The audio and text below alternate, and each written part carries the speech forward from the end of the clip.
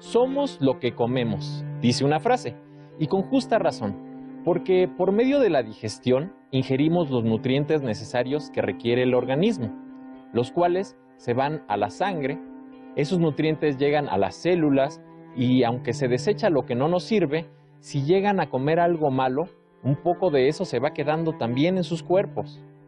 En resumen, saben que deben seleccionar muy bien lo que comen, pues eso garantiza que nuestro cuerpo reciba los nutrientes necesarios para su funcionamiento, defina nuestra complexión y nos permita vivir sanamente. Pues bien, lo anterior es una analogía y lo que pretendo es que les permita comprender que pasa lo mismo con lo que alimenta la mente, los pensamientos y las opiniones. Y este alimento mental, por decirlo de esta manera, es la información que reciben a través de sus 5 sentidos: imágenes, sonidos, texturas, sabores, olores, pero también se alimentan de palabras, conceptos e ideas. Al procesar esos datos en su mente, los van seleccionando constantemente y los que no desechen los emplearán como parte de la información que será parte de ustedes. Pero, ¿de dónde proviene esa información? ¿En qué formas les llega? Viene de distintos lugares y a veces sin darnos cuenta. Por lo general, es en la familia donde los individuos comienzan a integrar su bagaje cultural. Ahí, el niño de manera emocional va aceptando actitudes y roles que después hace suyos y termina identificándose con ellos. Más tarde, en la juventud, el individuo entra en contacto con una gran variedad de agentes de socialización y de manera racional va eligiendo de entre ellos en función de lo que le conviene. Así, por ejemplo, puede formar parte de un grupo deportivo y después decidir integrarse a otro.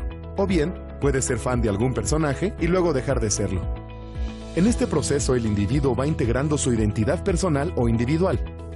Así, por ejemplo, puede tomar conciencia de su identidad de género, ya sea hombre o mujer, su identidad social en función de la familia, nación o etnia a la que pertenece, su identidad física conforme sus características personales, o su identidad moral, que abarca sus valores y los del grupo del cual forma parte.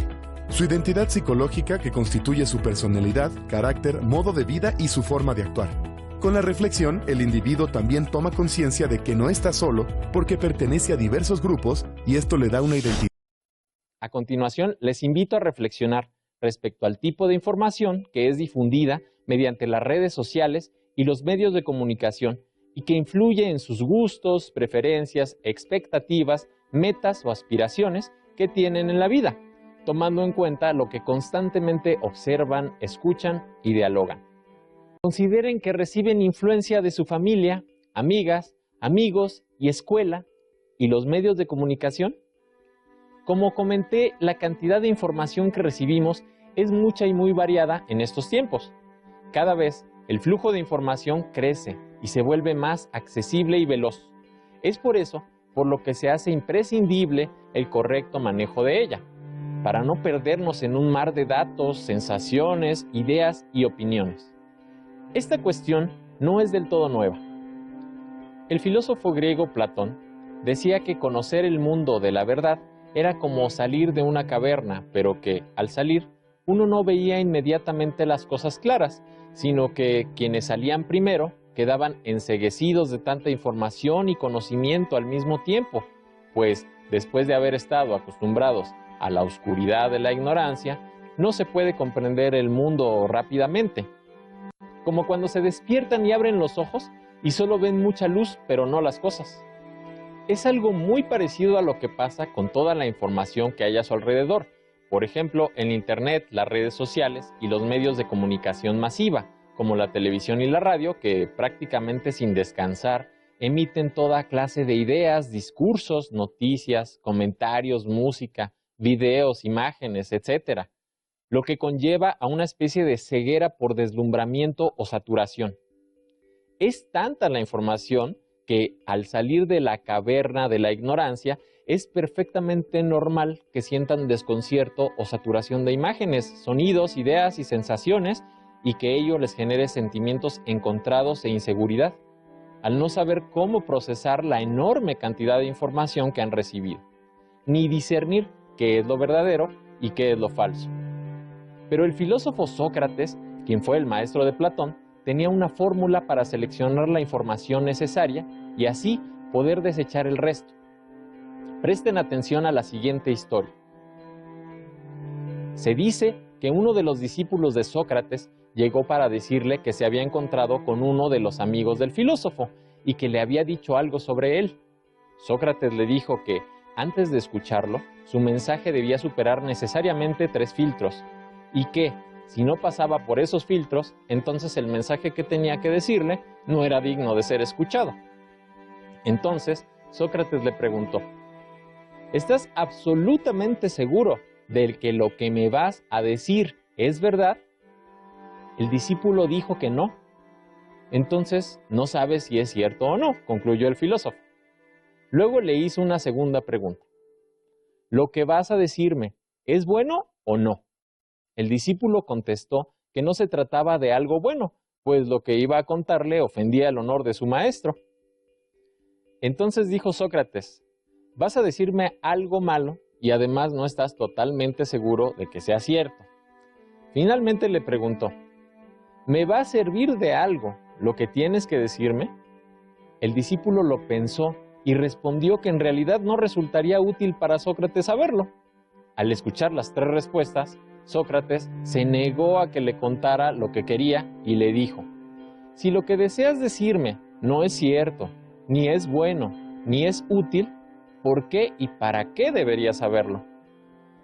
Como pueden darse cuenta, esta es una forma sencilla, sabia y efectiva de seleccionar información que puede ser provechosa para sus vidas.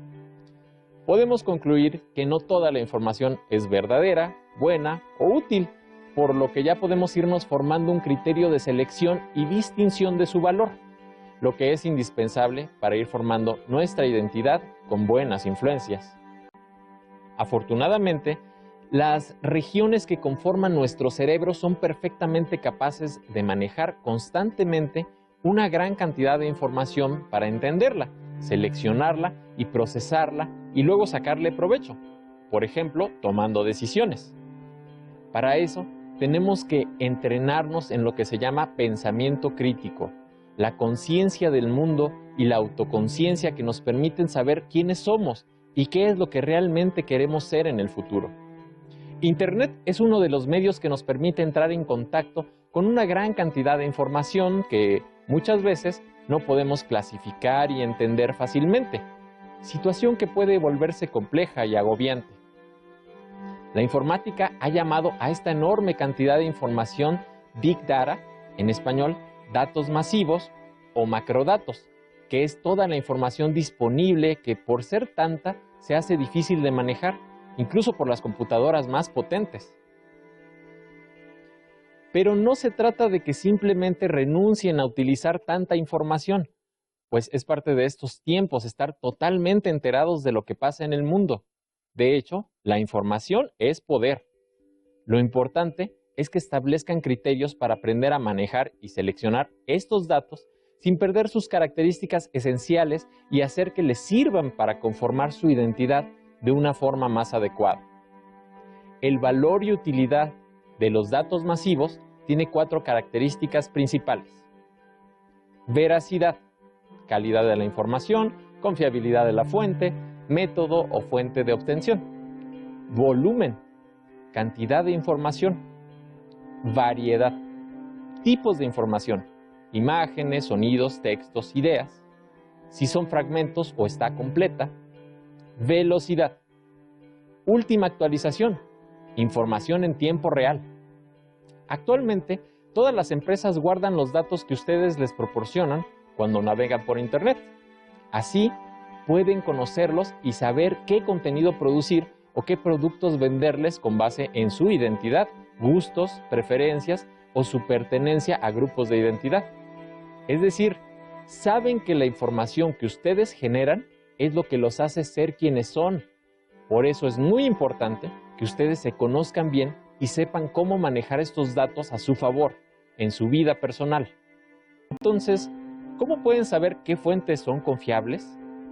Les invito a ver y escuchar algunas sugerencias al respecto. En nuestra búsqueda de información, a la hora de decidir si una fuente es confiable o no, conviene preguntarse: ¿puedo confiar en todas las fuentes informativas a las que tengo acceso? ¿La fuente de información es confiable? ¿Por qué razones estoy considerando esa información como relevante? En ocasiones, la experiencia de una persona puede considerarse una fuente de información. El sentido común, es decir, lo que hace la mayoría de la gente y por qué lo hace, es otra. En cualquier caso, siempre hay que analizar, comparar, priorizar y descartar la información de todas ellas. Esto nos llevará a obtener datos más fiables en los cuales basarnos para tomar una decisión. Dialoguen con sus familiares, amigas y amigos acerca de las diversas formas en que pueden ayudar a combatir lo que se ha vuelto en estos tiempos una verdadera infodemia, es decir, una especie de epidemia de información falsa que puede dañarnos a todas y todos.